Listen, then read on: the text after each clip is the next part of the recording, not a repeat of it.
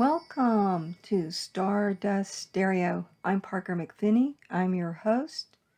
Today is the 7th of March, year 2025. Today, I will be speaking about Venus and its retrograde cycle, which we are currently experiencing. Venus went retrograde on March 1st. And it will stay retrograde until April 12th. And during the Venus retrograde period, it applies also to the same theory and analysis that we apply to Mercury retrograde, except we're dealing with the planet that has jurisdiction over love, values, investments, art, all the creative arts, dance, music, theater, film, and of course painting and monetary issues. Venus is in Aries, and it turned retrograde at 10 degrees and 50 minutes arc of Aries on that March 1st date. The reasons given this Venus retrograde is more important than other ones is because it is so close to the degree of the upcoming solar eclipse that happens at the end of March at 9 degrees Aries.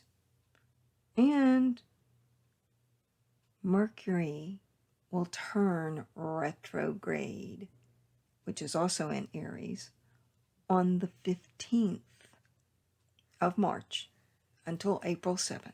So March is a little bit like jumping jacks, or you could think of it as a game of Twister. We are already seeing in the headlines many signatures that happen when Venus is retrograde, like the stock market going down, and that's of course because of the tariffs. Another issue that comes up with Venus dealing with the female, but in a male sign, Aries, it definitely fits with the ongoing trans issue of men who in essence are still men, wanting to compete against female-born women, which is totally unfair. So that is in the headlines and being reviewed, and changes have been made to create definite boundaries. I think it would be terrific while Venus is retrograde that why don't trans people have their own little category, their individual category, giving them specialness. Venus retrograde. We look back and we review and we realign ourselves with things of the past, vintage issues. We can often draw old loves to us. All the issues dealing with love, past loves, retro fashion, retro anything, vintage anything will start to be in the headlines as trending. Venus in Aries also gives love at first sight. Since it's retrograde, it could be love at first sight of somebody that you sort of saw before. Or I think it would be more appropriate to say second love at first sight, or rebounding back to a previous love. It gives a new start to values, or a review of our values, contemplating where our stance is on our priorities now. It is a fast marriage, but what we find when Venus is retrograde is that we might not understand later what such impulsiveness has bonded us into. Venus in Aries is always impulsive, and since it's retrograde, we might find after an impulsive act backpedaling. There's a lot of backpedaling with Venus in retrograde. It can be a good thing to backpedal, but no matter what, Venus retrograde changes the horizon, and things sometimes take 2 steps back before they go forward. One thing I want to caution you with Venus retrograde in Aries, naturally, when just in normal circumstances, when Venus is going direct and it's in Aries, there is a desire for new romance and new excitement, and the Venus in Aries placement, unless some other position in the chart grounds it, it is constantly going forward to have a situation where it recreates that new sense of love. In general, Venus in Aries has difficulty settling down into stability because of this thirst for always wanting to recreate the high that happens when you fall in love. So they want to fall in love over and over and over again, but it's usually with a new person instead of going deep into the situation that you're currently in to discover new ways to refine the love that you're in. This would be a great time to read Marianne Williamson's book, Return to Love. Mercury and Venus will unite both in Aries on the 11th of March. And then on the 15th of March, as I said earlier, Mercury will go retrograde. So there'll be a lot of possibilities for discussions about love, especially if you're returning to an old situation that you want to start anew with. And this is not just with love between people. This is love of an art, love of a craft, a love of a higher definition, divinity, love of God, love of humanity, ways we can love humanity and ourselves more would be apropos with Venus retrograde in Aries, even trying a new path to how you are a loving human being. Even though Venus will go direct on April 12th, please write down that it will not be out of its shadow position until May 15th, almost on the 16th because it's late in the evening. So until May 16th, we're not going to get past that shadow point, which is the degree that it turned retrograde. Now, Venus, so close to the solar eclipse coming up at the end of March, and that solar eclipse is 9 degrees of Aries. And Venus in the sky was at 9 degrees Aries on February 19th.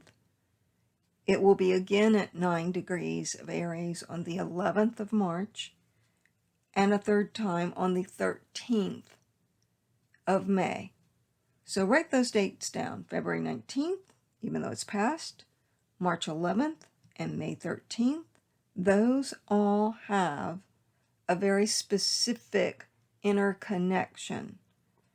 It would depend on where Aries falls in your chart, what house, and what aspects it makes to other planets. But I would advise wherever Aries 9-10 degree is in your chart, that's the house you focus on to pour love in. The 19th of February and the 11th of March are 2 dates in which Venus is in Aries and Mars is in Cancer, and that means there's a square, so there's a disruption, there's a tension. And on the 13th of May, Mars will then be in Leo at 11 degrees. And of course, Aries and Leo know how to blend really well. It's a trine. So you can expect the first two dates, the 19th of February and the 11th of March, are where you're working out an issue. And by May 13th, a happy solution is possible. If you do the groundwork, if you do the exercising communication skills, if you manage to keep temper at bay, if you take into everybody's needs, if there's goodwill on both sides, a great compromise can be found by May. As far as fashion goes, I think that we will see a return to periods where the feminine is looked at in a new way, and new styles that are built on the past come to the forefront. So inspiration from past years where breakthroughs happened, but now an added element, and that would carry over to art as well. Elizabeth Taylor and Marilyn Monroe both had Venus in Aries. I think that the trend is going to go for a short while into the more glamorous with the twist. On March 27th, Venus will re-enter Pisces until April 30th. Then she will return to the placement of Aries. If you're in negotiation or unfortunately going through a divorce, these dates would be especially important for you, because the end of March until the end of April will be a significant time in which negotiations are really playing super chess.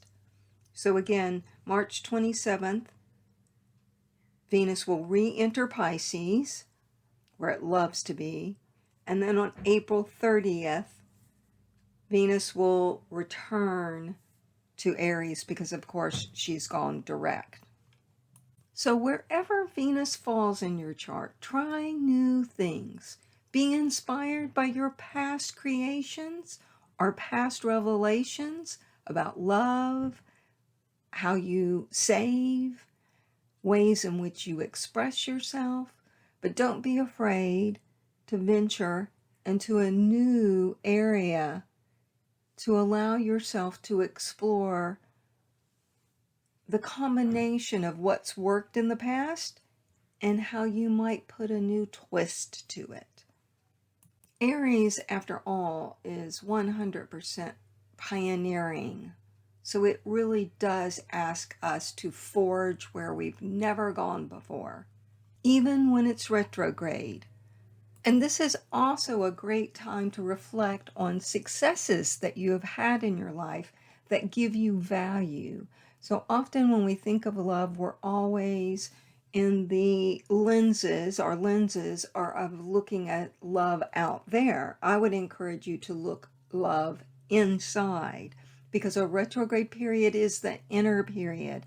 As you develop your own love of yourself and you're defining what love is for you or redefining what love is for you, then when you've come to a consensus within your own being, you can pour it out into the universe. So a good question right now would be, what is love for me? What do I love to do? What brings me joy? How can I add more love into my life and into the lives of those that I wish to do so? I'm Parker McPhinney. This is Stardust Stereo. I'd like to thank you for listening. I'd like to thank my patrons. You know who you are. If you'd like to become a patron, you can do so on patreon.com/ParkerMcP. And I want to remind you, you are made of stardust. So go shine.